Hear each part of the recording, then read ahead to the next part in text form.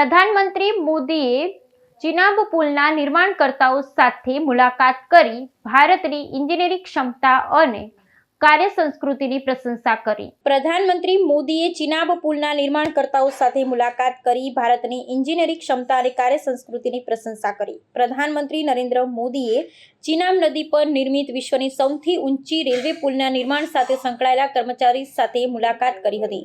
આ પુલ 359 મીટર ઊંચાઈ પર આવેલ છે, 1.3 કિલોમીટર લાંબો છે, જે ઉધમપુર કતરા બારામુલા રેલવે પ્રોજેક્ટનો મુખ્ય હિસ્સો છે। મોદીએ આ પુલને ભારતની ઇન્જિનિયરિંગ ક્ષમતા અને આધુનિક ટેકનોલોજીના પ્રતીક તરીકે ગણાવ્યું છે। આ પુલના નિર્માણમાં 30,000 ટન સ્ટીલનો ઉપયોગ કરવામાં આવ્યો છે ને તે ભૂકંપ, તીવ્ર પવન અને વિસ્ફોટોને સહન કરવાની ક્ષમતા ધરાવે છે। મોદીએ જણાવ્યું કે આ પુલ માત્ર એક ઇન્જિનિયરિંગ ચમત્કાર નથી, પરંતુ ભારતની બદલાતી કાર્યસંસ્કૃતિનું ઉદાહરણ છે।